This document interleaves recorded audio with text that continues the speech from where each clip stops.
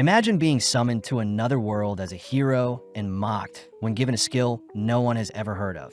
So you choose to live out your days in peace, but your online grocery skill is more capable than it seems, naturally drawing unwanted attention from the strongest beings that roam and govern this new world.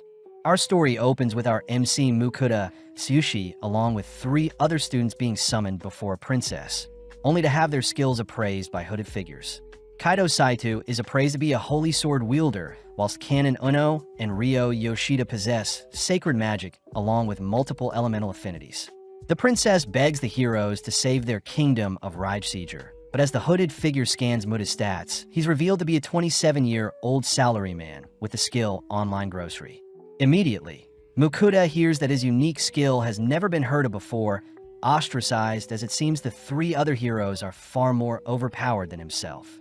With everyone brought before the kingdom's king, they all learn about the Demon King invading the Rajseeger kingdom, prompting the king himself to ask for the heroes' help, and in exchange they'll be sent home once their duty is done. Heroically, Kaito, Uno, and Yoshida all agree to help the king, but Mukuda realizes something is sketchy about this whole situation, choosing to speak up as he asks to be pardoned. That way he can live a peaceful life away from this drama. Surprisingly, Mukuda is allowed to leave, handed 20 gold coins, but Mukuda is unsure about the worth of said coins.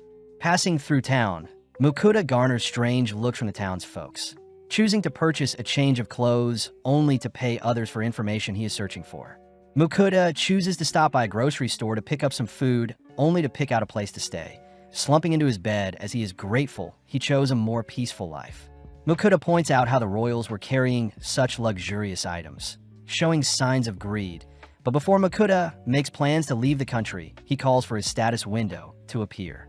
Mukuda reads that he is level 1 and has the skill appraised and item box.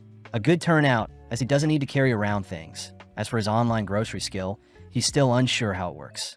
Fidgeting around for a bit, Mukuda ends up tapping on the skill, only to be frightened when an ordinary-looking grocery website pops out in front of him.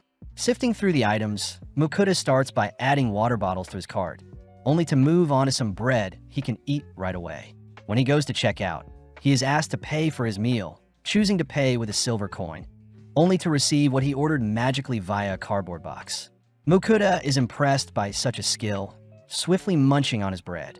As he reasons such a skill was unknown to the royals and could be used to sustain him and make a profit in this new world.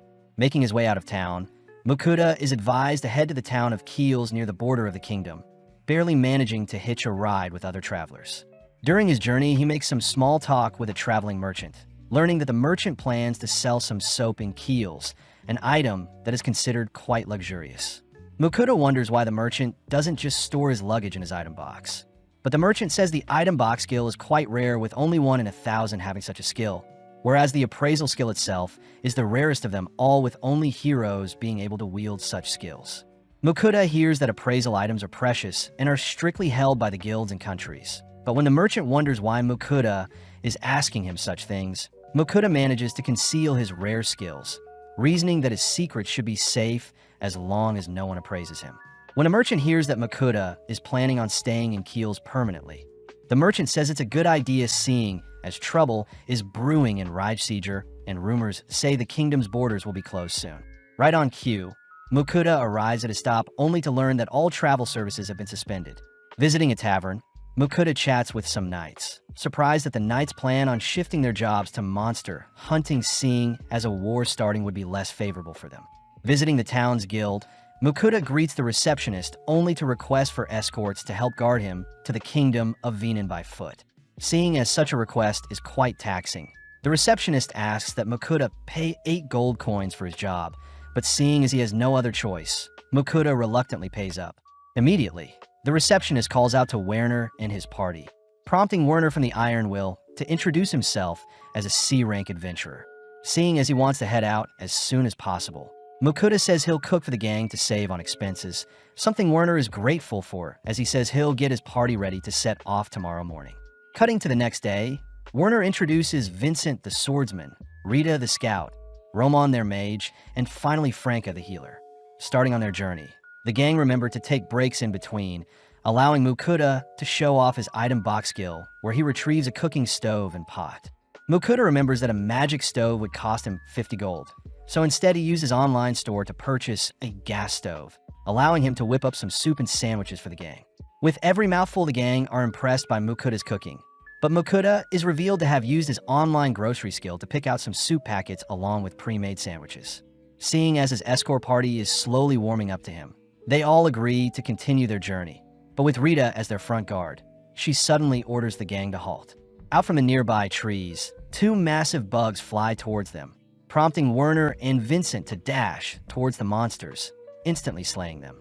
As Franca heals the party, Rita is seen reporting sightings of a red boar up ahead. But with Ramon's help, they escort the boar directly towards them. Stepping up to the plate once more, Vincent and Werner tag team the massive beast before them. But even as C ranks, they easily slay the creature.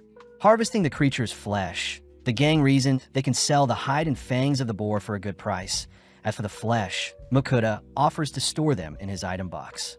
With the sun setting, the gang gather around Mukuda's cooking, all choosing to turn their backs to allow Mukuda to cook comfortably. Mukuda decides to combine the harvested bacon with some vegetables, topping the meal off with some sausages only to serve the meal with some bread. Seeing everyone scoffing down his warm stew, Mukuda is relieved they enjoy his cooking. But when Mukuda serves up a second round, he wonders why the others are so impressed by his simple cooking.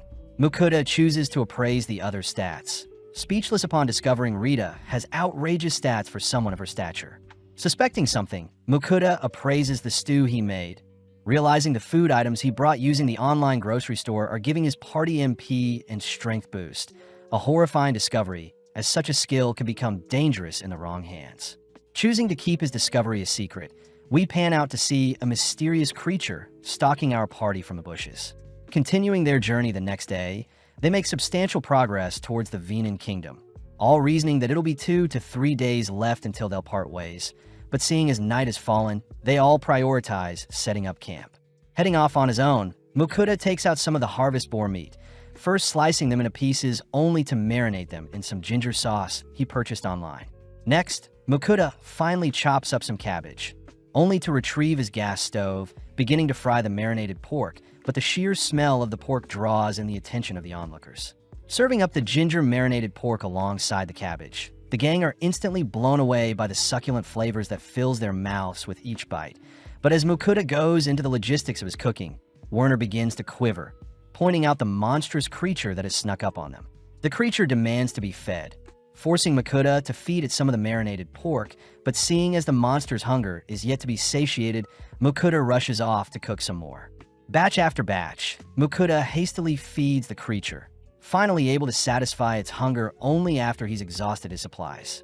Having taken a liking to Mukuda, the monster agrees to form a contract with Mukuda, making it his familiar, and seeing as he doesn't have a choice, Mukuda reluctantly agrees, turning white when he hears the monster demand to be fed 3 times a day.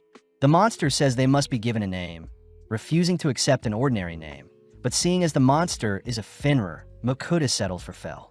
Proceeding the next day, the gang gets some horrified looks, especially since Fel is nonchalantly trotting alongside them. Plus, in the past, a Finrer destroyed the entire country. Werner says Fel is guaranteed to draw attention from Venan's higher-ups, but Mukuda panics, seeing as he doesn't want to draw attention to himself. As the gang set up for lunch, Mukuda realizes they're running low on the boar meat they harvested, demanding that Fel go hunt for more meat, seeing as Fel requested that every meal contain meat. Fel admits that's a reasonable request, immediately dashing off to hunt down some prey. But in the meantime, Mukuda is praised for managing to command around the powerful Finrer. At that moment, Fel returns with the corpse of a rock bird, a B-rank monster that Werner admits even their party couldn't take out. With the gang helping to extract the bird's flesh, Mukuda retrieves some teriyaki sauce, choosing to fry up the bird meat alongside the sauce only to serve it alongside some onion soup. Mukuda chooses to serve his party first, choosing to spend the rest of the time cooking and feeding Fel, ultimately using up the entirety of the rock bird. Having finally made it to the border of Kingdom Venan, Mukuda notices the kingdom's knights rallying outside the border, realizing that it's due to Fel's presence. Werner offers to speak with the knights, heading first towards the border, only for the rest of the gang to follow suit, ultimately greeted by Edgar, the captain of the knights. Edgar demands to know what Fel's intentions of entering the kingdom are, but Fel simply utters that it is Mukuda's familiar, and it has no reason to harm the kingdom of Venan. Seeing as Fel is quite tamed, Edgar permits the gang to cross their border, but gets intrigued seeing the legendary Fenrir listen to Mukuda so willingly. Entering the checking station, Mukuda realizes he doesn't have a guild card, so he is forced to pay to enter, but regardless, Mukuda is just relieved to have made it to his destination. Werner warns Mukuda that the king will surely want to meet with Fel and Mukuda, but Mukuda reveals he won't be staying for long, as he plans to travel the world. Werner suggests that Mukuda apply at the Adventurers or Merchant Guild to ensure he can cross into any country without needing to pay a tax like earlier. Mukuda reasons that the Merchant Guild is best for him since he can sell the items he cooks for a profit, but the gang remind Mukuda that the Adventurers Guild can help carve up the monsters Fel catches, and Mukuda can still make a profit from the monster droppings. Seeing Mukuda conflicted, the gang reveal that Mukuda can apply to be both a merchant and adventurer, all heading towards the town's guild, but during the process Mukuda pays another tax to enter into the town. Out of nowhere, Mukuda is greeted by Edmund, a servant of Margrave Lindell, swiftly inviting Mukuda and Fel to meet his master. Mukuda hesitates to accept, but Edmund is very persistent, forcing Fel to step in, declaring that it knows Edmund and his master are after its powers. Fel successfully scares away Edmund, leading Werner to explain that nobles are only after status and power, plus the Margraves won't have enough manpower to force Fel into submission.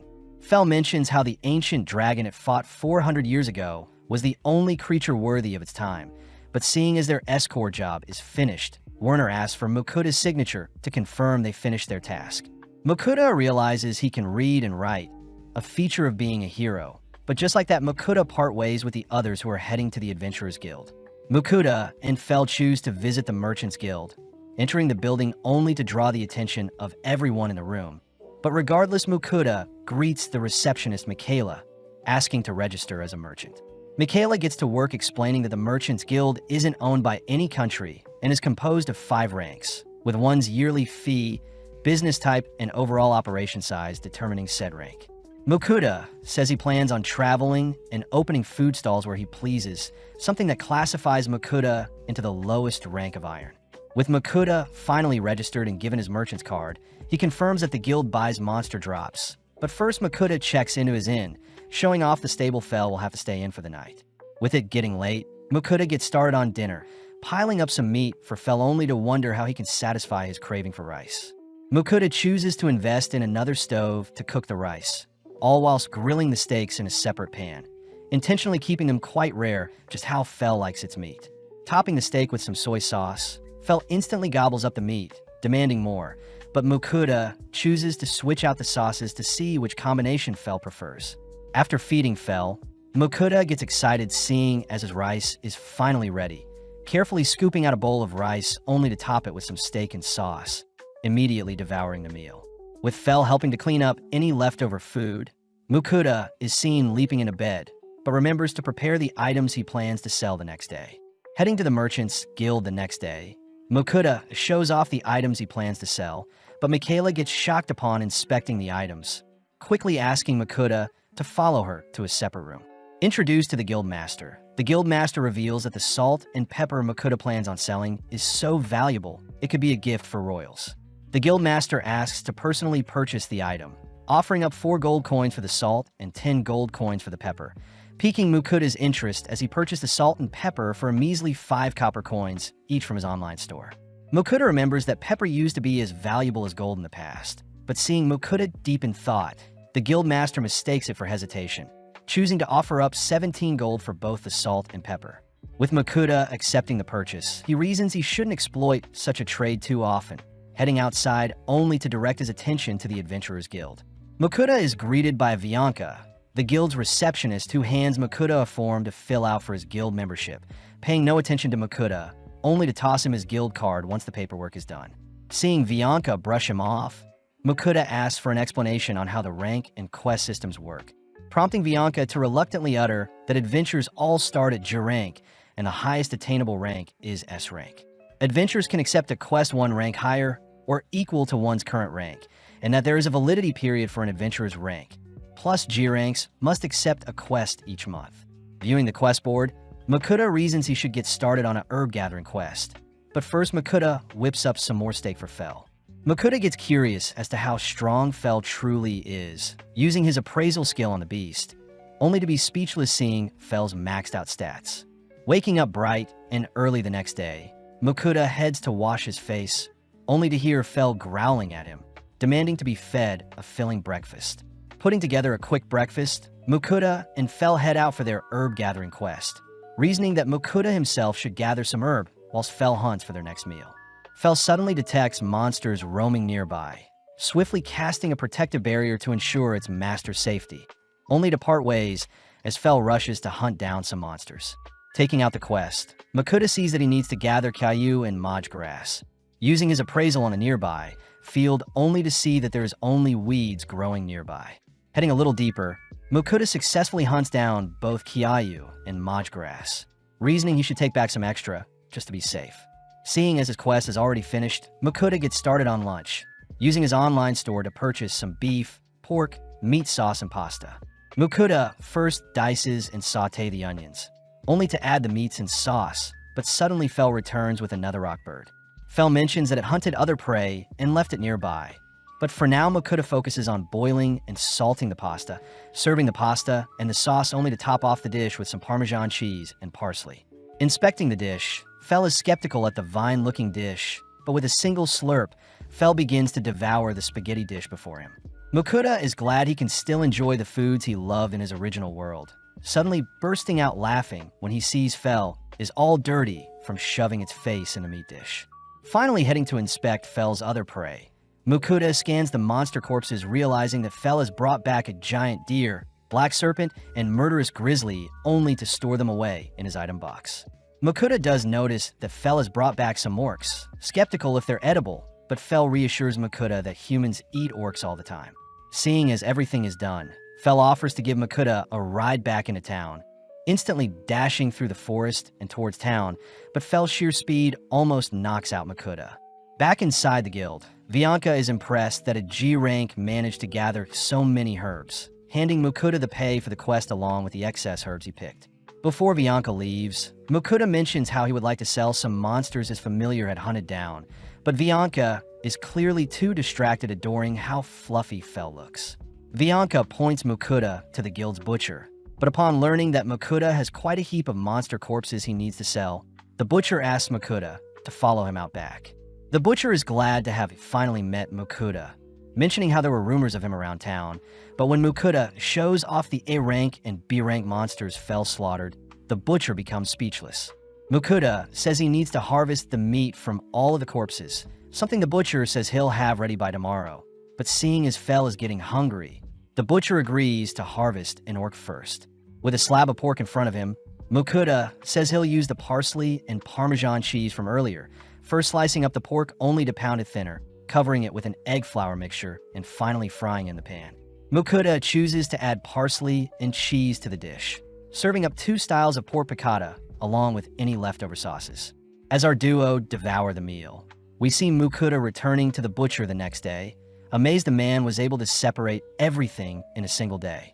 The butcher also hands Makuta his pay for the monster droppings, frightening Makuta when he learns his payment is 202 gold coins. The butcher says the orc testicles, boar skin, and monster fangs are ultimately what yielded such a high payout, plus A rank and stronger monsters drop magic stones. Makuta is grateful to the butcher for teaching him such things, hearing that the butcher used to be an adventurer and that Makuta could probably get away with calling Fel a great wolf instead of a Fenrir to attract less attention. With nothing left to do in town, Makuta and Fel continue their exploration of this new world, choosing to travel all day only to stop and set up camp once the sun begins to set. Seeing as Fel had earned him a lot today, Makuta asks what Fel wants for dinner, but as Makuta scrolls through his online store for takeout food options, Fel can't help but drool profusely. Settling on an assortment of meats, Fel takes his time gobbling each individual lump of meat, but off to the side Makuta starts to cook up some Japanese black wagyu. Serving up a single wagyu steak to Fel, Fel is quite disappointed at his portion size, but upon tasting the steak, Fel can't help but admire the sheer tenderness the way the wagyu feels in its mouth. Makuta hears that since monsters roam the world, there is no need to raise or domesticate animals. But as the duo wrap up their well-earned meal for the night, Fel is seen all fired up, noting how Mukuta's meal is giving it extra strength that could even rival the ancient dragon and its sworn rival. Curious, Mukuta appraises Fel's stats, shocked to see his food has buffed all of Fel's stats by 50%. Too restless, Fel swiftly casts another barrier to protect Mukuta whilst it's gone, speeding off into the night only to leave Mukuta to set up his sleeping bed for the night. Happily tucking himself in his Fel's barrier is putting him at ease. With Mukuta fast asleep, we see Fel encountering a rock bird only to take it down with a single swipe. Up next, a giant deer catches Fel's attention, but a single lightning spell dispatches the deer. Noticing a swarm of orcs nearby, Fel leaps into the epicenter of the gathering, immediately wiping out the horde with a torrential wind spell, only to notice an orc general appear. Sadly, the orc general's movements are far too slow, allowing Fel to slay it with a single swipe, but suddenly a chimera appears. Having just gotten started, Fel's roar sounds throughout the night, and by daytime Mukuta is in disbelief seeing all the monsters Fel had slain whilst he was sleeping. Hearing that Fel was able to take down a chimera with a single attack, Mukuta declares that the black wagyu will be removed from their meals moving forwards, especially since it gave Fel too great of a buff. In the coming days, we see Mukuta cook up a cockatrice with some soy sauce and lemon glaze, sitting down to enjoy a sandwich only to ask how Fel hunts. Fel says he uses mainly his teeth and claws, and only uses magic to eliminate weaker creatures, mostly wind magic, seeing as Fel had been blessed by the goddess Ninrir.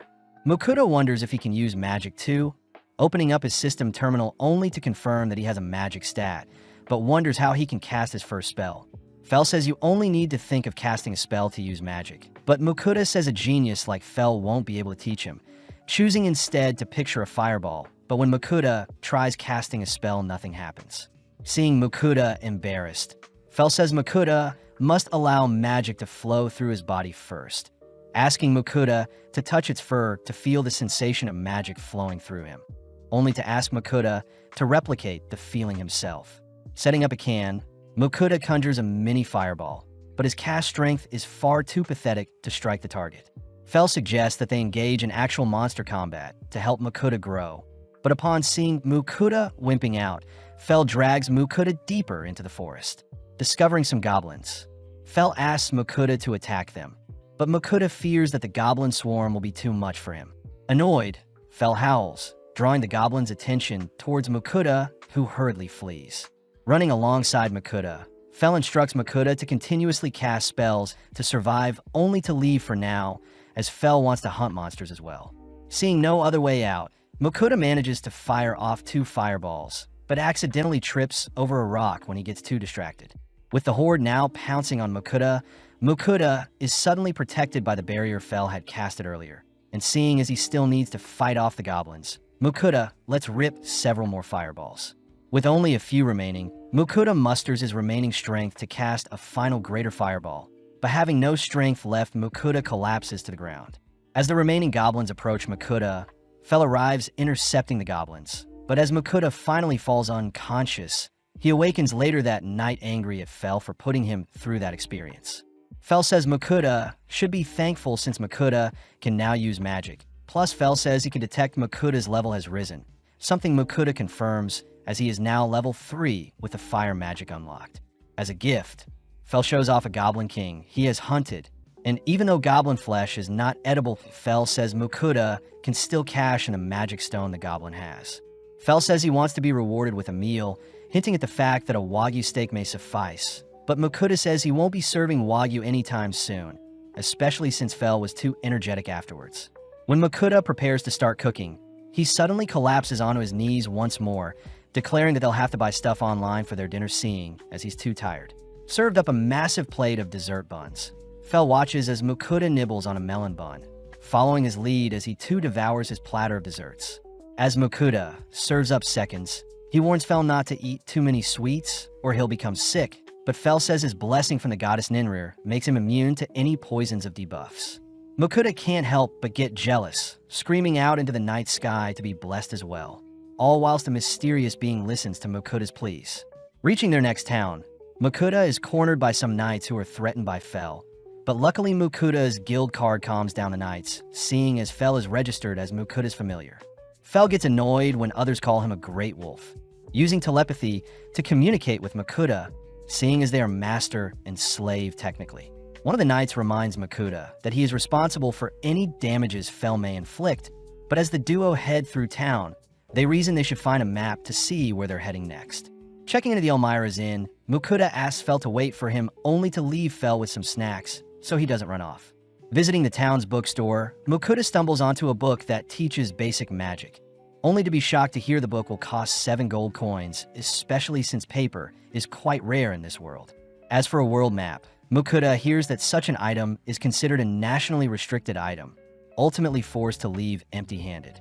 Having failed to learn anything from the town's library as well, Makuta returns to a starving Fel, annoyed to hear that Fel wants to be fed. Seeing as they need food quickly, Makuta chooses to purchase some yakitori and tonkatsu from his online store, pleasing Fel as they resemble the boar and rockbird they ate previously. Needing to eat himself, Makuta ends up steaming some rice, only to enjoy it with some leftover pork cutlets and dipping sauce, all whilst Fel drools over the meal. Exploring town the next day, Makuta stumbles into a bar only to approach some men to ask them a few questions. When the men refuse, Makuta buys them a few drinks, cheering up the mood as they gladly invite Makuta to sit down. Makuta starts by uttering that he traveled from the kingdom of Rageter and it's his first time in the kingdom of Venin. But immediately, the men mention how the kingdom of Rageter has started several wars in an attempt to claim more land once the new king took over.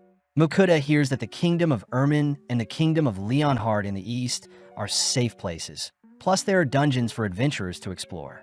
Makuta is grateful for the information, but voices how upsetting it is he has yet to find a map. Coincidentally, the men before him reveal a map of their own, having obtained it from a fellow adventurer.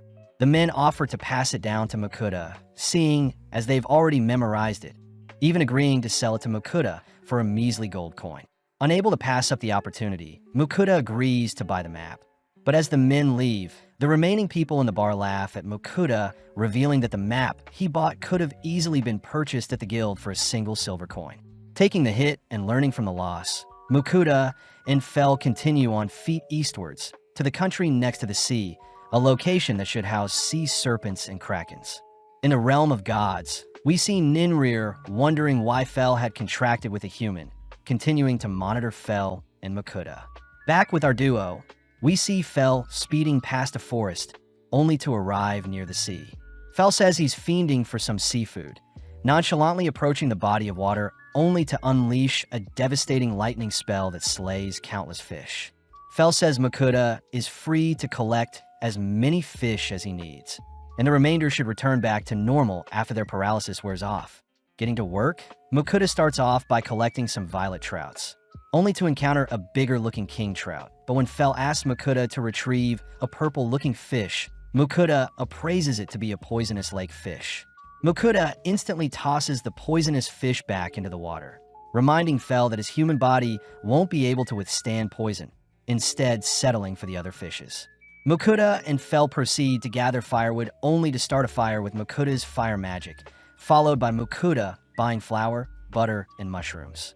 Next, Makuta washes and guts the fishes, seasoning them with salt only to skewer and roast them over a fire. Moving on to the king trout, Makuta begins filleting the fish, switching things up by wrapping up the king trout in some foil alongside some seasoning, placing this batch alongside the fire to cook.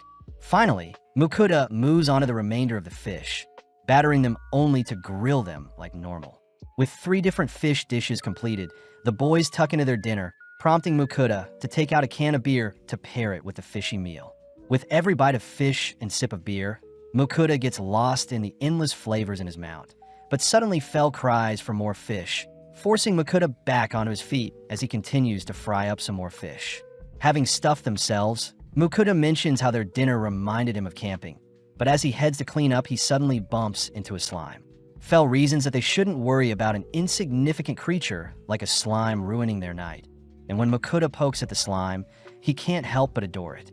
Checking its stats, Makuta confirms that the slime was born 3 days ago and has very low stats. But when Makuta sees that the slime is hungry, he feels bad since there is no food left. Surprisingly, the slime hops over to the rubbish that is piled up, slowly dissolving the rubbish Makuta was supposed to clean up, but Makuta steps in when it begins to dissolve his cooking utensils. In mere moments, the slime had helped Makuta clean up any trash left over, earning some praise from Makuta as he gives the slime a tight hug. Fel reveals that the affection Makuta just showed the slime created a contract with it, and now the slime is Makuta's familiar, something Makuta confirms when he checks his status window. With a new companion added, Makuta gives the slime the name of Sway, cutting to a few days later where Makuta is training his earth magic, having discovered recently he had an affinity for it. Seeing Makuta's slow progression, Fel offers to find more monsters to challenge Makuta's growth, but Makuta blatantly refuses, instead sitting down for a break alongside Sway. Makuta notes how big Sway has grown, having progressed from level 1 to 8 in 3 days. Strange since Sway has only been eating the trash that's been piling up. Seeing as everyone is getting hungry, Makuta quickly whips together some miso stir-fried orc meat atop some rice and lettuce, something Fel instantly gobbles up. Makuta had made extra, so Sway could eat with them, all three sitting down to appreciate the salty and tender dish. As Fel and Sway dust off their plates, they both ask for seconds, only to cut to later that night where our trio are stuffed. Checking Sway's stats, Makuta confirms that his cooked meals give temporary buffs, adoring Sway as it helps clean off the dirty dishes and bowls left over from his cooking, reminding Makuta that they should celebrate Sway's first meal. Makuta chooses to prepare some red bean buns and hot tea for everyone, a food that makes Fel crave desserts more and is an item that makes Sway hop around gleefully. The next day, Fel is seen staring off into the distance only to wake Makuta up as they need to discuss something serious. Fel reveals that Ninrir had sent him a divine message last night, uttering that Ninrir is willing to bless Makuta if he offers up a payment of sweets every week. Although Makuta is confused, Fel continues by stating that the blessing Makuta will receive is a minor blessing that can still grant immunity to most illnesses, but instant death and powerful curses are still a threat. Luckily, such a blessing will boost Makuta's magic capabilities, but Fel emphasizes that Makuta needs to offer up sweets once every week, annoying Makuta as it's obvious that Ninrir clearly just likes sweets. As Makuta accepts such a deal, he wonders how he can send his offering to Ninrir, hearing that any item can be made into an altar as long as Makuta means what he is praying for. The final thing Fel mentions is that the first offering must contain certain dessert breads, but seeing as there is no reason to refuse, Makuta prepares the breads alongside some coffee. With his hands clasped, Makuta offers up the food items to Ninrir, watching the food items vanish, and in exchange Makuta receives a minor blessing from the goddess. Following Ninri, she is seen quivering, having finally received the dessert breads she had been watching our trio eat. With a single bite, Ninrir is overjoyed by the delectable treat, even flushing down the scrumptious treats with the coffee Makuta sent only to continue to stuff her face with the other sweets. Getting back to training, Makuta tries out one of his rock spells, amazed to see that Ninrir's blessing has improved his strength and control over his magic. Additionally, Sway has reached level 13, motivating Makuta to work harder and get stronger. But after a few hours of training, Makuta decides to refuel with some sweets. Combining some chocolate with some coffee, Makuta shares his meal with Sway, both awaiting Fel's return. After some more waiting, Fel finally returns, instantly sniffing out the chocolate Makuta had snacked on whilst he was gone, forcing Makuta to purchase some more chocolate to quench Fel's cravings. To make things worse, Ninrir telepathically orders for Makuta to send her some chocolate as well, shyly uttering that she had already finished the sweets he sent her, so she needs some more. Reluctantly, Makuta agrees, only for Fel to rush Makuta onto his back, horrified to hear that Makuta's training isn't going well, only to whisper under his breath that they'll need to visit a certain location after all. Arriving before a cave, Fel utters that it is actually a dungeon before them and Makuta will need battle experience to train his new earth magic. Seeing Makuta try to sneak away, Fel swiftly tosses Makuta back towards the dungeon, reassuring Makuta that the dungeon is only filled with weaklings, but Makuta says they're weak only to Fel. Fel reminds Makuta that one day he won't be able to fully protect Makuta, finally giving Makuta the courage to tackle the dungeon. But first Makuta declares he'll need to eat first.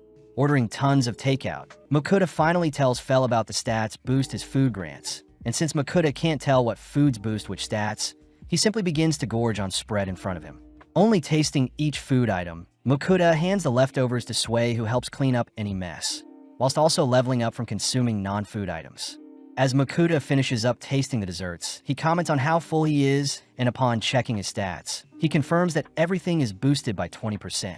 With Fel and Sway eating the leftovers, Makuta sees that their stats went up as well, and with Fel casting his barrier on Makuta, they finally enter the dungeon with Makuta wielding a sword. As Makuta slowly treks into the cave, he suddenly encounters a slime, wondering if he should slay it since Sway is present, but in an instant Sway spits out some acid, instantly slaying the opposing slime. Fel is impressed that Sway had learnt such a skill, all watching as Makuta follows up with a stone bullet to attack an incoming slime, only for Sway to finish off a second approaching slime. Makuta is freaked out hearing that the dungeon will absorb anything that dies in it, including the slime corpses before them. But as they venture deeper, Fel warns Makuta that horned rabbits are on the next floor. With the rabbits rushing Makuta, he aimlessly swings his sword around, only to move on the next floor where Makuta faces some goblins with his fire magic. Makuta does wonder why monsters are still attacking with Fel present, hearing that monsters in the dungeon attack anything that enters, suddenly running into kobolds on the next floor. At first, Makuta attempts to flee, but seeing no other escape, Makuta manages to unleash 2 earth projectiles that flatten the kobolds, amazing Makuta himself. Fel reminds Makuta to grow stronger whilst in the dungeon, all heading into the deepest floor of the dungeon. But horrifically, Makuta encounters hundreds of kobold guarding the last floor. When Makuta tries running away again, Fel stops him, allowing Sway to help this time with clearing the floor, plus Fel himself can always step in if things get hectic. Seeing Sway pumped up, Fel shoves the pair towards the enemy, alerting the kobolds to Makuta's presence as they all simultaneously lunge at Makuta. Luckily, Fel's barrier repels the attacking monsters, giving Sway the opening to slay several kobolds with its acid spit. Makuta rushes to join in, casting several stone bullets in tandem with Sway's acid spit to clear out the majority of the attackers. After a while, only 2 kobolds remain, both seemingly fleeing the scene, but out of nowhere their corpses are flung out of hiding, revealing the boss of the dungeon, the Kobold King. Fel says the king has appeared since his subordinates have been slain, but out of nowhere the king locks onto Makuta, forcing him to flee. With Makuta attempting to take down the creature with his stone bullets, he realizes that the projectiles simply deflect off the king's tough exterior, panicking as he can only flee from the king's axe swings. To make things worse, Fel mentions how his barrier won't completely protect Makuta, forcing Makuta to steal his resolve as he conjures a far greater stone bullet than the rest, managing to strike the king directly in the head. With the Kobold King's head recoiling, it suddenly recovers, opting to use its claws to attack Makuta, but before Makuta can retaliate, he suddenly feels dizzy, having exhausted his mana. Left wide open, Makuta is once again saved by Fel's barrier, realizing that Fel was lying to force Makuta to grow. With the Kobold King fixated on breaching Fel's barrier, Sway fires off a beam of acid, instantly disintegrating the creature. But before Makuta faints from fatigue, he notices Sway glowing. Back outside, Makuta awakens from his slumber, reassuring Sway that he's fine, but strangely enough, Sway can now communicate with him. Makuta pulls Sway in for a hug, checking her stats only to see that she's evolved from a baby slime to a slime, explaining why Sway was glowing earlier. To top things off, Sway is already level 7 after her levels reset. As for Makuta, he is officially level 7 with Earth Magic as a new skill, but sadly he is still weaker than Sway. Makuta hears that Fel left a while ago, but in the meantime Makuta wonders if Sway is a rare breed for her kind, but right on cue Fel returns. Makuta realizes Fel went out to hunt and eat since he got hungry. Still annoyed, Fel lied to him about his barrier breaking, but Makuta is grateful since Fel pushed him out of his comfort zone. Seeing as everyone is hungry, Makuta browses the online store to pick up some eggs, fish stock, soy sauce, and rice, only to begin cutting up some onions and rockbird. Next, Makuta simmers the ingredients in a broth base, only to top everything off with some eggs, adding the mixture to some rice to reveal a rice bowl. As our trio devour the well-earned meal, they choose to rest up afterwards, but Makuta suddenly bursts out laughing hearing Sway call Fel her uncle. Since Sway is only 14 days old and Fel is 1,000 years old, it makes sense, but feeling embarrassed, Fel roars, demanding to be addressed simply as Fel. Scared, Sway begins to shiver and cry, leaping into Makuta's arms as he teases Fel for being mean. Giving in, Fel permits only Sway to address him as uncle. exciting Sway as it seems they've all grown closer. Entering into a domain filled with orthros and griffins, Fel declares they'll be charging right through instead of going around to save on time. But Mukuda says those monsters are considered boss-level threats. Fel reminds Mukuda that he can't be defeated, first running through the Orthros territory, but within mere seconds our gang are swarmed by a pack of Orthros. Although most of the Orthros can recognize that Fel is stronger than them, a lone younger Orthros chooses to challenge Fel, prompting Mukuda and Sway to run for cover. As the young Orthros rushes Fel simply waves his paw, shooting a burst of wind magic that shreds the attacker. Fel gives the other Orthros a chance to flee, all whilst Fel explains that technique he just used, but Mukuda is too busy admiring how cute Sway is for wanting to learn Fel's technique. At night, the gang set up camp, but when Mukuda heads to retrieve some water, he flinches at everything, fearing something may attack him. Fel says their earlier confrontation should have warned any attackers to stay away, and seeing as everyone is getting hungry, Mukuda heads to prepare the stoves. Mukuda asks Fel how much longer it'll take to arrive at their destination, shocked that they're only halfway and it'll probably take another 3 weeks to reach their end goal. Mukuda fears they'll run out of meat soon, choosing to retrieve some black serpent meat alongside a variety of other ingredients. Mukuda starts by trimming the flesh off the bone, only to dice up the serpent meat as if it were chicken. Mukuda then starts tossing the serpent meat with some seasoning and chili sauces, ultimately serving up some chili black serpent, relieved to see the serpent taste fine. With both Sway and Fel impatient, Mukuda rushes to feed his starving familiars, suddenly realizing that there are only scraps left over, as Mukuda settle for a sandwich filled with the leftover chili serpent. The next day, the gang enter into Griffin territory, but make a pit stop when Fel detects some rare healing mushrooms nearby. When eaten, the mushrooms can heal wounds or broken bones, and seeing as there is quite a lot of mushrooms present, Mukuda starts collecting them while Sway devours some. After a while, Sway is seen glowing again, but although Sway seems fine, Mukuda checks her stats to make sure. Surprisingly, Sway has learnt the skill of healing potion creation. A feature Fel suspects is due to Sway eating healing mushrooms, as slimes tend to evolve based on what it eats. Mukuda praises Sway for learning such a useful skill, asking Sway to try it out only to watch Sway oozing out a strange liquid. As Mukuda catches the liquid in a bottle, he inspects the substance only to see it is a high-quality liquid that can heal things from impending death. With Sway showing off other types of healing potions it can create, Fel admits that he has never seen such an intelligent and skilled slime like Sway before, something Mukuda celebrates as he hit the jackpot with Sway. In the next 3 days, the gang finally encounter their first griffin, but as the creature flies towards the gang, it suddenly greets Fel with its head hung low. The griffin begs Fel to duel it, as it wants to become head of its pack, and seeing as the griffin is willing to give its life to prove itself, Fel accepts the duel. Off to the side, Mukuda asks that Fel not slay the griffin, but as the duel starts, the griffin leads with several slashes that Fel evades. Fel chooses to kick the griffin away, but the griffin simply sends out several feather projectiles, forcing Fel to dodge, all whilst creating a smoke screen in favor of the griffin. The griffin uses the smoke screen to dive in and out for attacks on Fel, but getting a little annoyed, Fel unleashes a tornado that clears the smoke, all whilst capturing the griffin in the eye of the storm. Mukuda screams for Fel to let the griffin live, forcing Fel to release the griffin from the tornado, but the griffin is too beaten up to move. Quickly, Mukuda and Sway heal the griffin with Sway's healing liquid, but seeing the griffin depressed, Mukuda points out that the griffin was able to land a hit onto Fel. Surprised it was able to harm the legendary Fenrir, the griffin roars, attracting its kind only to declare that it has become leader of its pack thanks to Fel. Before the griffin leads with its pack, it hands Mukuda one of its feathers, promising to not intervene with the gang moving forward. That night, Mukuda thanks Fel for clearing things up with the griffin, reasoning that he should use the rest of their meat to reward Fel. Mukuda opts to batter and season the remainder of their orc meat, deep frying it only to serve it beside some cabbage and sauce, a meal both Fel and Sway gladly devour. With Mukuda whipping up second for the gang, he is reminded by Fel to send offerings to Ninrir, cutting to a few days later where the gang have finally emerged from the forest.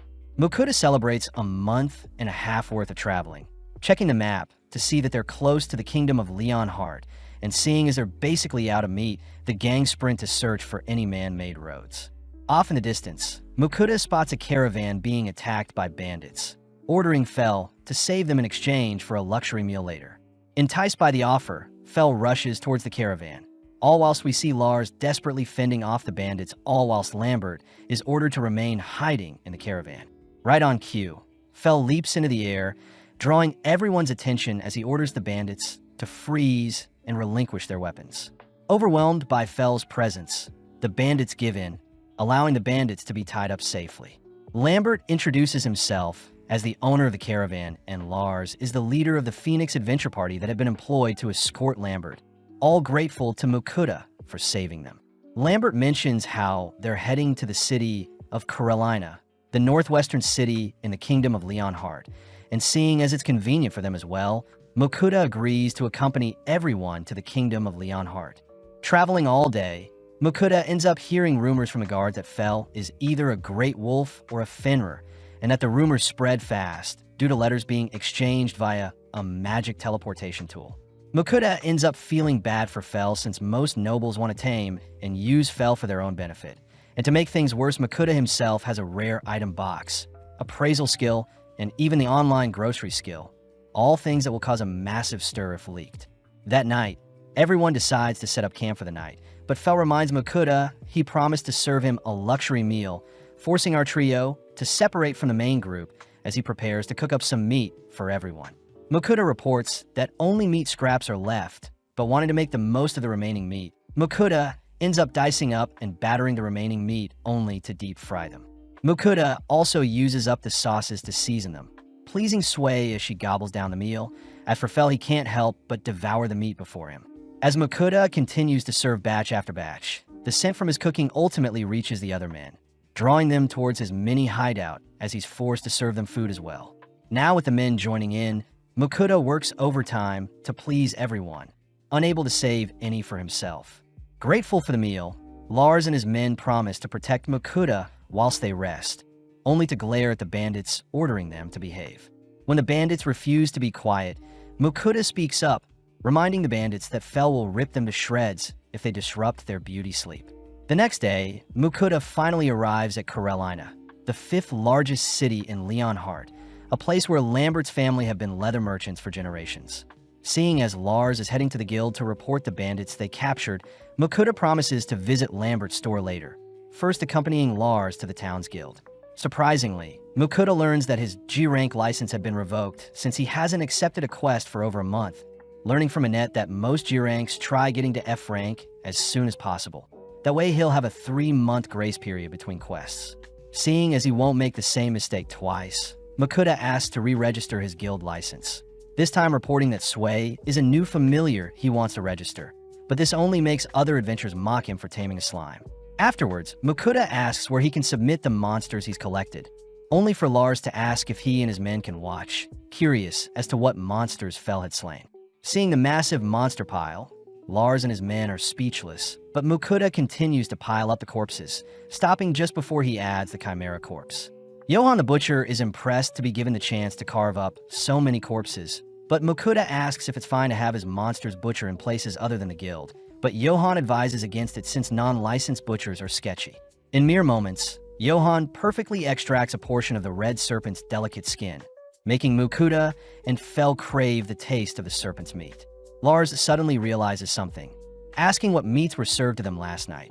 But upon hearing that Mukuda had served them A-rank and B-rank monsters, Lars and his men immediately apologize for stuffing themselves with such rare monster meat.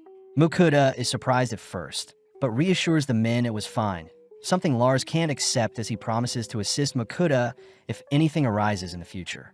Checking into the Griffin in that night, Mukuda reasons that he should reach F rank whilst he's in town, plus he needs the guild's butcher to help extract the meat for their adventures.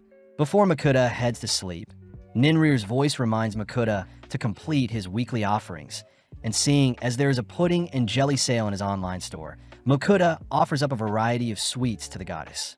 The next morning, Mukuda checks out the quest board, learning that basic escort jobs are worth 1 point, herb gathering is worth 2 points, and goblin hunting will garner 3 points. Seeing as he needs 100 points to rank up, Mukuda estimates that it may take around 2 to 3 months. But Fel orders Mukuda to take all the goblin slaying quests to speed things up. As both boys argue using their telepathy, Fel gets an idea, managing to convince Sway to agree to hunt down some goblins, ultimately convincing Mukuta to take on a goblin hunting quest.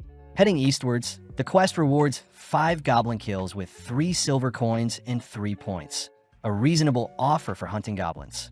After a few minutes of searching, our trio stumble onto 3 goblins, but in mere moments, Sway shoots them down with her acid spit. Mukuta is thrown off when the quest requires Mukuta to slice off a goblin's ear as proof of a successful hunt, traumatizing Mukuta as he screams whilst harvesting the ears.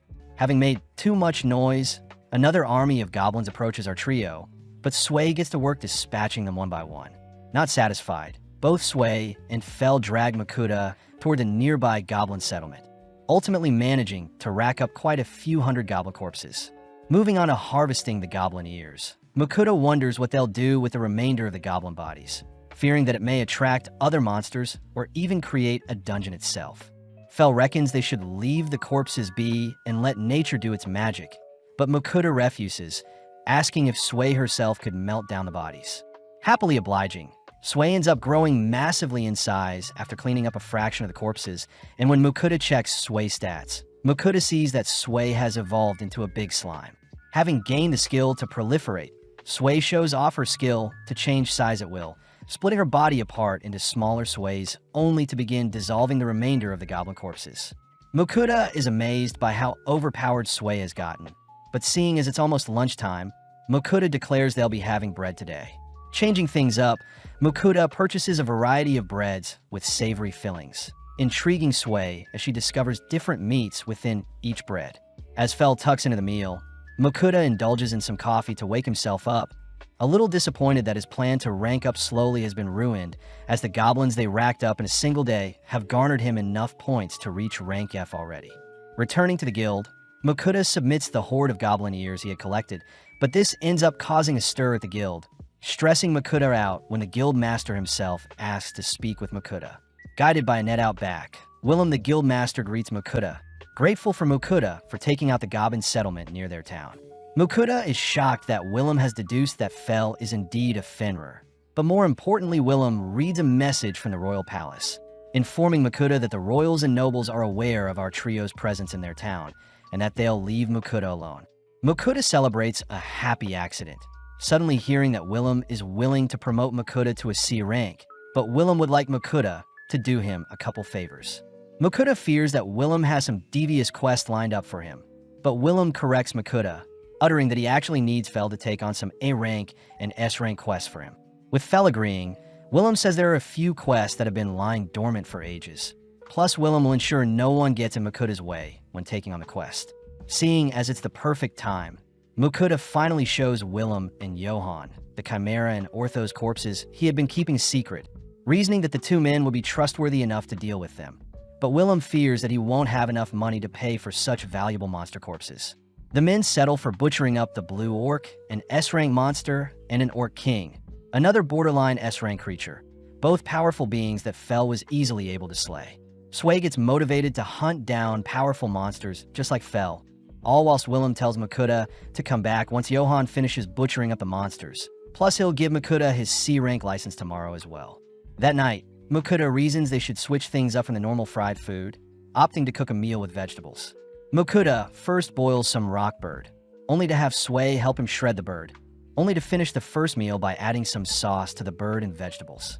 Next, Mukuta gets started on frying a portion of the rock bird with some vegetables, ultimately serving up the dishes to Fel and Sway, all whilst indulging in a beer himself. Mukuta chooses to combine the dishes with bread, all dusting off the dishes as Mukuta voices how proud he is that Sway wasn't picky about what she was served. Noticing Fel cramped in his sleeping space, Mukuta offers to lay down a futon to help Fel sleep, only for everyone to finally head to bed. The next day, Mukuta heads to the guild to collect his guild license, amazed that a C-rank card is silver and that C-rank adventurers only need to complete a quest every 6 months. Finally, Willem shows off the payout Mukuta will be receiving for his monster corpses, first starting with 461 gold coins for the initial monster corpses with the red serpent. Next is 1,415 gold coins for the ogres in the second pile, and finally is the payment for clearing up the goblins and their settlement. totaling a final payout of 1,946 gold coins. Willem admits it's the biggest amount of money they've paid a single adventurer. Plus, Makuta knows he still has leftover fund for his other adventures, fearing that his 2,000 plus gold coins will draw in other attackers. Willem does remind Makuta that he still needs to take on 2 quests to keep up his end of the bargain, starting with hunting down a metal lizard along with a pack of bloody hornbulls. Willem asks that Makuta hunt the metal lizard first, as their nest is meant to be at the foot of the Pascal Mountain and will take a 2-day carriage ride to get there. The blue lizard definitely has a favorite food, but there are no documents on what it may be, plus the lizard is immune to most physical attacks due to its tough metal exterior. Makuta secretly utters that Fel had hunted one in the past, but moving on, Willem says the pack of bloody hornbulls are west of their location and are a current issue for newbie adventurers. Willem warns against the bull's dangerous pack size, but Fel can only think about all the beef they can eat, exciting the trio as the guild is willing to pay for half of the bulls they slay. Since they'll depart tomorrow, Makuta heads to visit Lambert, asking to purchase a new bag. Lambert gladly shows Makuta a few bags made from different animals at different price points. But Makuta says Sway will be the final decider, seeing as she'll be carried around in it. Surprised to see Sway pick out the cheapest bag made of leather. Browsing around the store, Makuta takes note of a belt that can store his sword, but it costs 6 gold coins. Next, Makuta spots a fancy coin purse for a single coin, only to be drawn to new boots as well. Lambert says Makuta's total will be 11 gold coins, but seeing as Makuta saved his life and fed them expensive food, Lambert is willing to give Makuta the items for free. Before Makuta departs, Lambert asks if Makuta has any red serpent skin left, but Makuta apologizes since he sold everything to the guild. As Makuta promises to sell some of his monster droppings to Lambert next time, they part ways, only for Fel to request some snake for dinner. Seeing as they have a big day tomorrow, Makuta agrees to fulfill Fel's wish, first battering up some chunks of serpent meat only to double deep fry them. Instantly, Fel and Sway swoop in and devour the meal. And seeing as they recently restocked on food, Makuta is more than happy to feed them until they're stuffed. Once Fel and Sway are satisfied, Makuta reasons he should fry up some extra and store them for later, ending the night with a beer to accompany his meal, all while Sway and Fel knock out for the night. Heading towards the mountain where the metal lizards reside the next day, Makuta tries guiding Fel, but relying on his keen senses, Fel darts towards a cave, having detected a lizard resting inside. Slowly descending the cave, the gang notices a metal lizard off in the distance, but it seems to be glowing. Makuta appraises the lizard to be a mithril lizard, suspecting it mutated after devouring the nearby mithril ore, and seeing as there are no other lizards nearby, Fel will have to engage it. Fel explains that mithril is quite durable and highly resistant to magic, worrying Makuta, but in an instant Fel's lightning spell fries the lizard, smirking as he reminds Makuta that he is a legendary Fenrir. As Makuta stores away the lizard's corpse, he reasons he should gather some mithril for himself, wondering if he could craft a blade or some armor. Fel gets annoyed, declaring that Makuta won't need any mithril in his arsenal, as his barrier is stronger than mithril and his attacks are far more efficient than any mithril blade. And seeing as Fel is still energetic, they all rush to take on the bull quest. After a while of traveling, our trio stand before the horde of bulls, prompting Makuta to wait atop a hill whilst Fel deals with the monsters. Surprisingly, Sway herself wants to hunt down monsters as well, quickly meeting up with Fel as they use the tall grass to their advantage, ultimately pouncing and massacring the nearby bulls. Makuta is completely horrified at how strong his familiars are, but nonetheless gets started with collecting the bulls' corpses, grateful to Sway and Fel for helping with transferring them into his item box. For a quick lunch, the gang munch on some sandwiches stuffed with orc and rockbird, all whilst Makuta flushes down the meal with some cola. Intrigued, Sway asks to taste the carbonated beverage, piquing Fel's interest as well, only for everyone to wrap up lunch. As the sun begins to set, Makuta shows off the mithril lizard Fel has hunted, shocking Johan and Willem as the last sighting of a mithril lizard was 400 years ago, plus the discovery of a mithril vein is the 4th of its kind. Makuta realizes how catastrophic his findings are, especially since the mithril lizard along with the discovery of the mithril vein will have to be reported to the city lord and the king, but luckily Makuta will get paid around 5,000 gold for a job well done. Makuta panics at the amount of money he'll be holding, but Willem says they need to gather the funds first, asking Mukuta to keep everything discussed a secret for now. To make things worse, Mukuta reveals they completed the bull's quest as well, wrapping up the day as they leave the guild, stressed about all the attention he'll get if people find out what Fel is capable of. Regardless, Mukuta chooses to treat the gang with their newly harvested beef, starting off by slicing up several steaks only to season and sear them carefully. Serving up the first round of steaks, the gang immediately shiver at the plump and savory beef steaks, prompting Mukuta to serve up another round, but this time alongside some garlic steak sauce.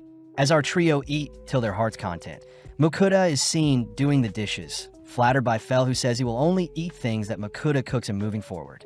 Mukuta is grateful to Fel and Sway for making his life easy, but as he heads to bed that night, he quickly remembers to offer up some sweets to Ninrir, even adding a few extras since Ninri personally requested specific sweets. As Mukuta's offering is sent to Ninrir, a few other voices can suddenly be heard in his head, revealed to be Agni, Kisharl, and Rusalka, fellow goddesses that are jealous of the tasty treats Ninrir has been receiving. Ninrir says she is simply accepting offerings after blessing Mukuta, but when the other girls see that Ninrir had only given Mukuta a minor blessing, they offer to bless Mukuta in exchange for sweet offerings as well. Kisharl says she is the goddess of earth, whilst Agni is the goddess of fire, both elemental affinities that Mukuta currently possess, and seeing as the goddess of creation may scold the girls for giving out too many blessings, they'll simply give Mukuta minor blessings like Ninrir. Mukuta secretly wonders if he could deny such offers, especially since it's never been heard of for someone to have more than one blessing. But having heard enough of Mukuta's whining, Agni and Kisharl both bless Mukuta regardless. With the girls excited to receive their offerings, we see off to the side Rusalka, the water goddess, begin to cry and not want to be left out. But she also doesn't want to bless Mukuta, seeing as he doesn't have an affinity for water magic. As Mukuta racks his brain to cheer everyone up, he suddenly notices Sway checking on him, swiftly asking for Rusalka to give her blessing to Sway, a perfect candidate. Happily obliging, Rusalka ends up fully blessing Sway, all suddenly demanding to be given their offerings now. Seeing as he has to keep up his end of the bargain, Mukuta purchases a box full of sweets, sending the offering up to the goddess only to collapse into his bed exhausted. Mukuta chooses to check his stats, amazed at how stacked they are, reasoning that Sway and himself should try out their new powers. Heading into a forest the next day, Mukuta confirms that his fire and earth magic have been severely boosted, and it seems he isn't as fatigued after casting a decent amount of spells. Up next, Sway tries out her new powers, dazzling everyone when she manages to conjure a massive water ball on her first go, only to decimate a nearby tree. To top things off, Sway's slashing attacks easily shred several trees at once, prompting Mukuta to instruct Sway to only attack monsters with her new powers. When Fel asks to spar Sway, Mukuta immediately forbids such a thing. Instead, Mukuta tries out his new rock wall skill, all whilst Fel heads off to do some hunting.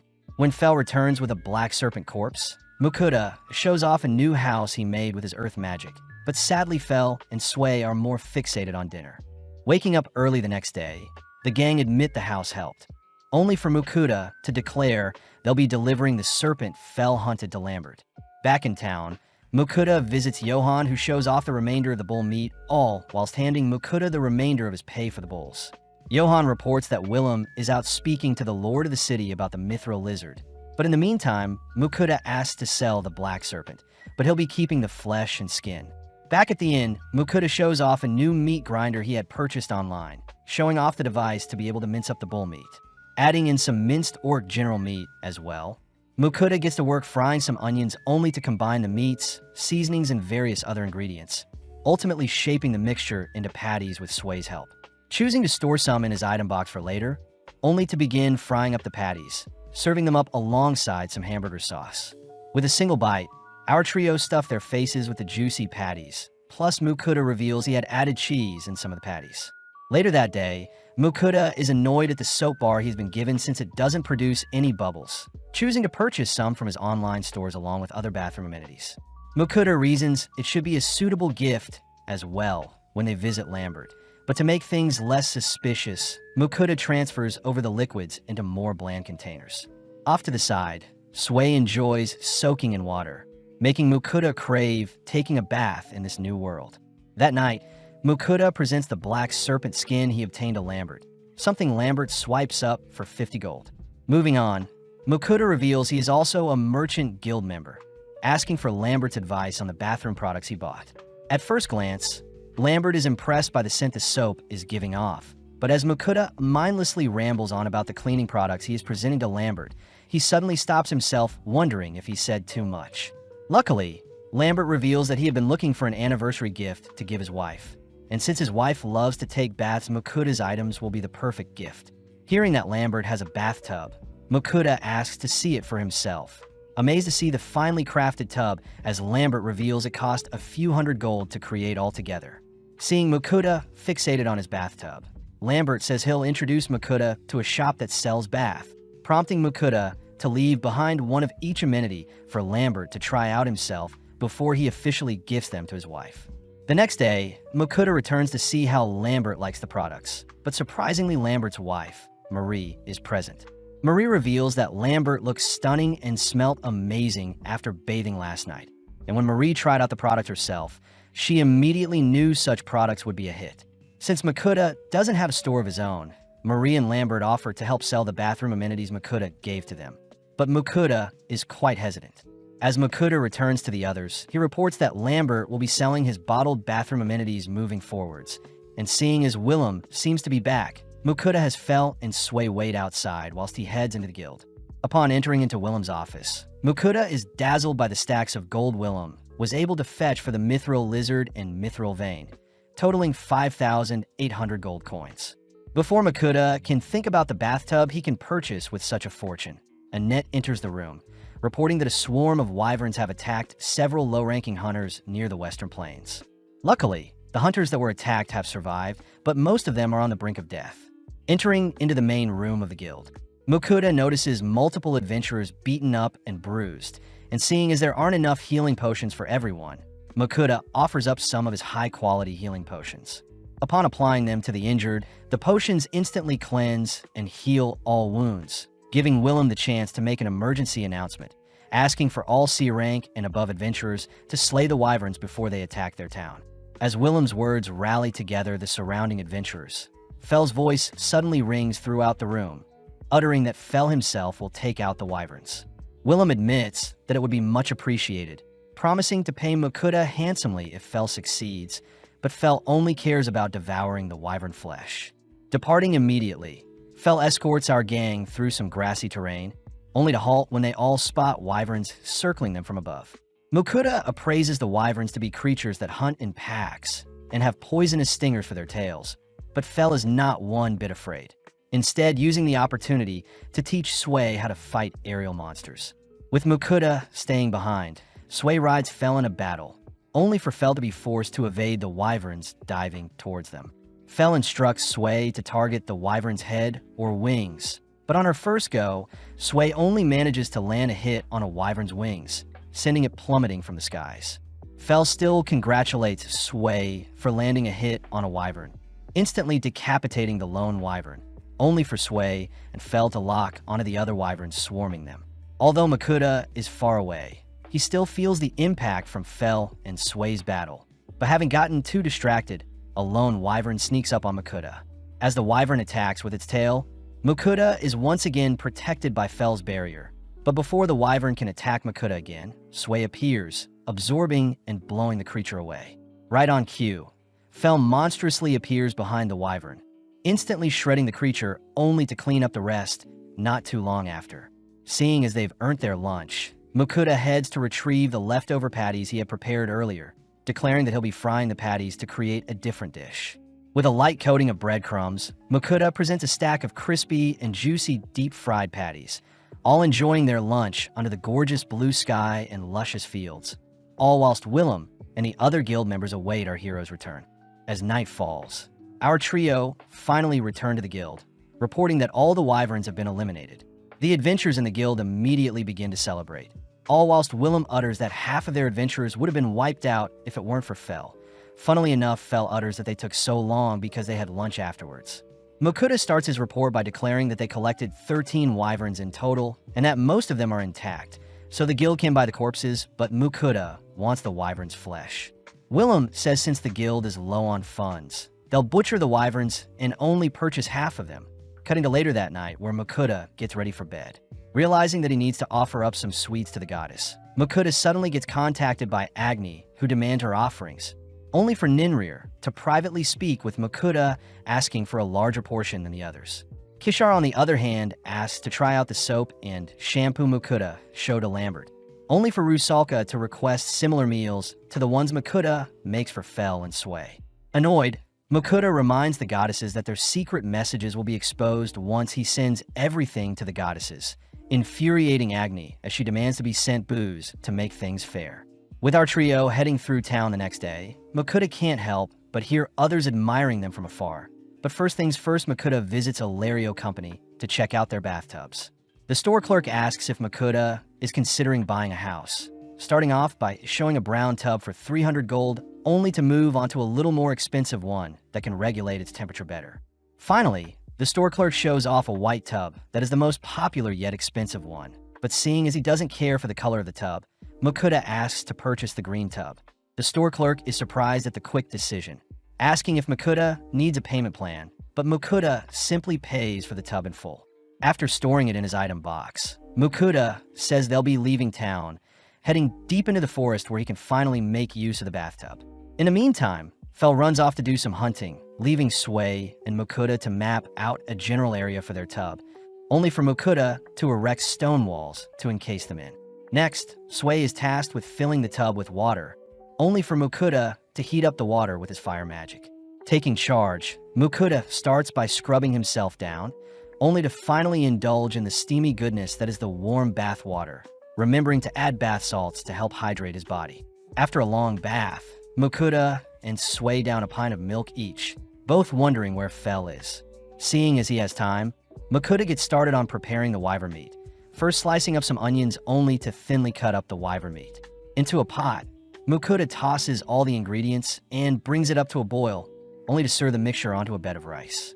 Makuta finds it strange that Fel has yet to return, so he reasons he should start on another meal that will take up some time. Purchasing some more vegetables and seasoning, Makuta dices up some carrots, onions, and potatoes, only to portion out chunks of wyvern and beef meat. Next, Makuta fries the meat, adding the remaining ingredients alongside some sauces and wine, ultimately creating a wyvern stew. With the sun beginning to set, Sway suddenly detects Fel nearby, but surprisingly Fel has brought the corpse of a dragon he slayed. Makuta is speechless upon hearing that Fel slayed a earth dragon, and seeing as Fel is quite satisfied with his hunt, Makuta reminds Fel that they can't bring the dragon to the guild as it'll be too expensive for them to purchase. More importantly, Fel is able to sniff out the sweet scents of the stews Makuta prepared, but Makuta states they won't be having dinner until Fel cleans himself up. Searching through his online store, Makuta chooses to pick out some grooming products for pets, only to begin brushing out Fel's fur to untie some knots.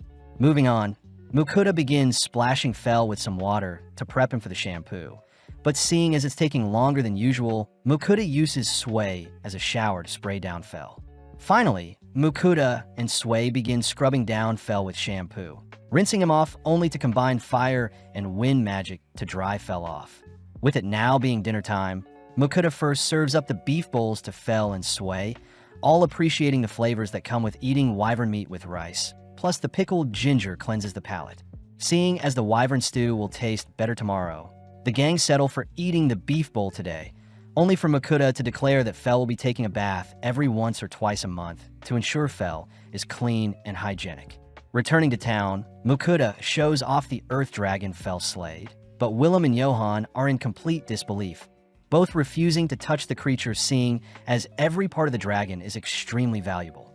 Luckily, Willem mentions that the guild master from Dolan is quite knowledgeable on dragons, and seeing as Dolan is close to the sea, the gang get excited. Wrapping up his stay in town, Makuta makes sure to say his farewells to everyone, receiving a letter meant for the guildmaster Dolan along with a map Willem had marked to help with Makuta's travel. The season ends with our trio finally departing for Dolan, but the gang remember to set up camp that night and try the wyvern stew Makuta had made the previous day, exciting Fel and Sway for what other meals Makuta has in store for them. In a creepy-looking forest, we see Fel easily electrocuting several venomous tarantulas, but Sway is sad he didn't get to fight. Fel orders for Makuta to make them a delicious meal since they've been traveling all day, but first things first, Makuta stores the tarantulas in his item box. and upon checking up on his remaining meat supplies, he states they'll be having gyozas. With everyone excited, Mukuda first opens his online grocery skill and purchases some gyoza wrappers and seasoning. And with the supplies arriving, Mukuda gets to work prepping the ingredients only to combine them all together with the seasoning. Finally, Mukuda begins delicately wrapping each individual gyoza, and with Sui helping, Mukuda finishes his prep work only to move on to frying them. With a pan filled with gyozas, Mukuda makes sure to fry the puffy pastries with a flour-water mixture, and by topping off the dish with some soy sauce, Mukuda proudly shows off his soy sauce gyoza dish. Within mere seconds, Fel gobbles down the plate, mesmerized by the intricate meat and sauces accompanying the crispy texture. And as both Sui and Fel devour Mukuda's cooking, we pan out to see a creature spying on them. After Mukuda has finished feeding Sui and Fel, Mukuda himself begins to dig in, but suddenly a small red dragon darts towards Mukuda only to cling onto his face. Immediately, Fel recognizes the creature to be a pixie dragon, a rare breed of small dragons. But funnily enough, the dragon seems to be fixated on Mukuda's gyozas. Upon feeding the creature a gyoza, Mukuda can't help but adore the creature gobbling down his cooking. And when Mukuda hands the creature the rest of his plate, Fel warns Mukuda that the small dragon is actually a powerful magical creature. When the dragon finishes up its meal, it immediately darts towards Mukuda's head only to emit a bright light. And before Mukuda knows that the dragon has become Mukuda's familiar. Strangely, Mukuda can now speak with the dragon, and with Sui excited by their new friend, both Fel and the dragon seem to get along quite well as they're curious as to what other foods Mukuda will whip up for them. Before the gang departs, the dragon reminds Mukuda to give it a name, and seeing how the dragon is quite small, Mukuda settles on the name Dora. Dora is immediately annoyed at the childlike name, especially since it's been alive for more than 100 years. But nothing can be done now, as Dora will be part of their party moving forward. Cutting over to the city of Spinning Krell, we see Mukuda registering Dora as his familiar at the Adventurers Guild, but immediately Guildmaster Rodolfo comes to greet Mukuda. Rodolfo is amazed at the pixie dragon Mukuda had tamed, giggling since someone he knows would have killed to see Dora, but needing Mukuda to complete a special mission. Rodolfo asks if Mukuda can investigate a nearby forest. Rodolfo says there have been lots of monsters in the nearby forest as of lately, and they must resolve the issue fast as the town tend to harvest the webbing from the insects in the forest for their goods. Plus, Dora reassures Mukuda that the spiders and centipedes they face will be no issue for him. As Mukuda and his party chat telepathically, Mukuda suddenly remembers the tarantulas they caught, and when he shows Rodolfo, Rodolfo is completely speechless, as the tarantulas would have normally taken an entire party to trim down before they reproduce. Thanking the gang, Rodolfo says the tarantula shells and webbing are very expensive, but most importantly, Mukuda's familiars are intrigued to taste the monster's plump flesh. Curious as well, Mukuda agrees to sell off the tarantulas but asks for their meat to be left for them, leading the gang to stroll through town as the tarantulas are butchered. Stopping by a clothing store, Mukuda sees a fresh new shirt is worth a gold coin and 5 silver coins, an absurd price, but it makes sense for the material, especially since it's the best in town. Getting pumped up, Mukuda cries that he'll shop for some new things whilst he is in town, and after a long day of shopping, the gang return to the guild. Meeting up with Rodolfo, we see the legs of the tarantulas resembling some gorgeous crab legs, and with a single bite of the plum steamed meat, Mukuda becomes blown away by the succulent flavors. Getting an idea, Mukuda heads into the forest and whips up some fried rice, salad, an omelet, and some spring rolls with the meat, and with the gang celebrating Dora's admission into their party, they all begin to dig into the meal. Bite after bite, the refreshing and savory flavors all intermingle with each other, and before Mukuda forgets, he chooses to grill some of the tarantula legs, just like he would crab legs. Immediately, the others swarm Mukuda's grill, forcing Mukuda to share them. In the middle of the meal, Dora reveals that he had smelled Mukuda's cooking when he was in the city of Carolina, but this means that the sudden influx of monsters in the nearby forest must have been Dora's existence, as the monsters were simply trying to scare Dora away. Regardless, the gang wrap up their meal, and as we cut to later that night, Mukuda and Sui are seen cooling off in a hot steam bath. Settling in for the night, Mukuda wonders if he is forgetting something, but as we cut to the next day, Mukuda is seen selling the remainder of the tarantula shells from the legs they devoured yesterday. As Mukuda hands Rodolfo some leftover meat, he remembers that he still needs someone to help process the earth dragon Fel hunted down, prompting Mukuda to ask if Rodolfo knows anyone in Dolan that can help process the earth dragon corpse. Caught off guard, Rodolfo cries that Makuta can buy an entire kingdom with the dragon corpse. So Rodolfo chooses to hand Makuta a piece of paper asking for Elland, the guild master that resides in the dungeon city of Dolan, and with the men parting ways, Makuta continues his travels. Not before long, the gang lay their eyes on Dolan, the dungeon city, and as Fel zips the gang towards the city's gates, they all agree to line up before they can enter the city's walls. Immediately, the towering statue of Fel and the unique flying Dora catches the attention of the city's guards, and with Makuta reassuring everyone that he is a registered adventurer and merchant, we suddenly see Elrond the Guildmaster appear to greet Makuta. Immediately, Elrond's gaze is fixated on Dora, and as Elrond invites our gang inside, he offers up a fancy mana-imbued branch for Dora to sit on, but Dora could care less as he lays beside Makuta on the couch. Fascinated, Elrond is seen noting down Dora's behavior, and while serving Makuta some tea, Elrond tries feeding Dora some flower nectar, but Dora seems disgusted by the drink. Creepily, Elrond jots down Dora's every move, and having learned about Makuta needing help with butchering an earth dragon, Elrond excitedly offers to process the earth dragon immediately. Stepping outside, Elrond is scolded by Ugger, who reminds Elrond he has a merchant guild's meeting this afternoon, leading Elrond to suit up and begin preparations to harvest the dragon. Elrond still remembers back 274 years ago to when he was a B-rank adventurer that was not allowed to process a slain dragon in the past, and after Elrond became an S-rank, he despaired since there was never another dragon slain. Whilst Elrond continues on about his backstory, Makuta swiftly pulls out the earth dragon corpse, and upon laying it in front of Elrond, Elrond can't help but begin inspecting the magnificent creature's body. Whilst Elrond begins measuring each and every part of the earth dragon, he asks what Dora tends to eat, and upon hearing that Makuta usually feeds his familiars meats and vegetables, Elrond can't help but be shocked. Elrond says normally Fenrir's eat meats while slimes eat anything, as for pixie dragons they are meant to eat high mana foods, something Dora says he has never done before as he prefers meat. Curious, Elrond asks why Makuta and Dora are staring at each other, but upon hearing that Makuta is telepathically communicating with Dora, Elrond cries that he must know how Makuta is doing this.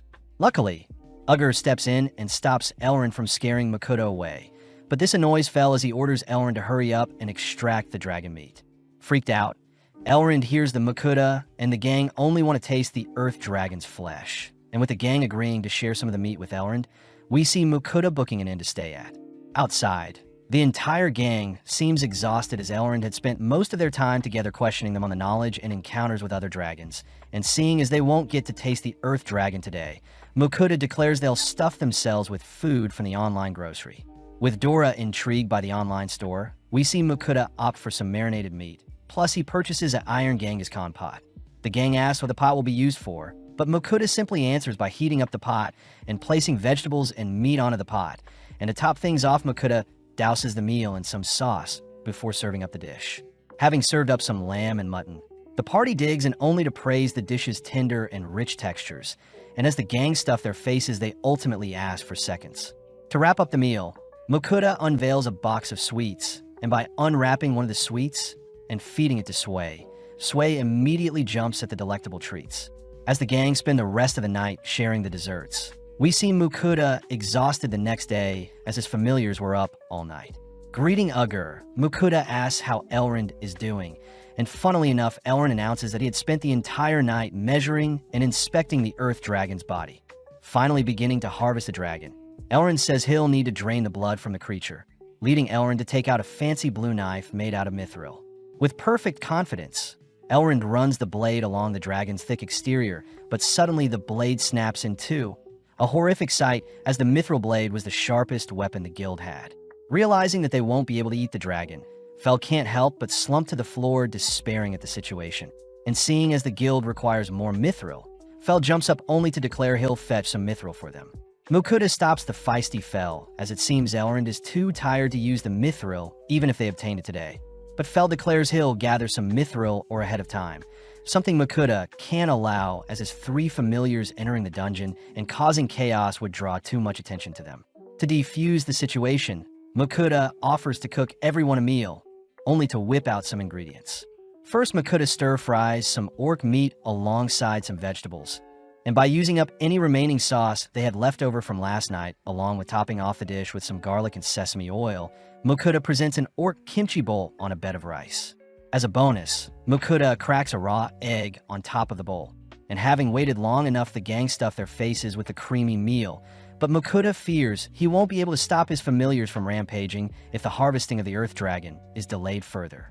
At the same time, we see Ninrir and the other goddesses annoyed that Mokuda has yet to deliver them their monthly care packages. But from the corner of their eyes, the girls quiver upon seeing two other gods asking what they're doing. Switching over to Mokuda, he is seen finally checking on the goddesses, but immediately Hephaestus, the god of blacksmithing, and Vahang, the god of war, greets Mokuda. Seeing this as perfect timing, Mokuda asks if Hephaestus could bless his equipment, a deed that can be easily done as Hephaestus agrees to upgrade Mokuda's weapon tiers in exchange for an offering of some alcohol. As for Vahang, he is interested in some of the otherworldly items Mokuda has, but interestingly, Mokuda doesn't seem interested in the god's blessings. As a compromise, Hephaestus agrees to bless Sway, whilst Vahang will bless Dora and Fel for their upcoming dungeon exploration. And just like that, Mokuda sends the gods their offerings as a thanks. Before Mokuda can make plans to enter the dungeon, he's reminded by Fel that they've already acquired some mithril from slaying the mithril lizard prior. And with Mokuda handing off some mithril to Sway, Mokuda asks that Sway craft a blade for him. Immediately, Sway swallows and spits out a shiny-looking sword. And although Mokuda says they now don't have to search for mithril in the dungeons, Fel cries that they should still check out the dungeon whilst they're in town.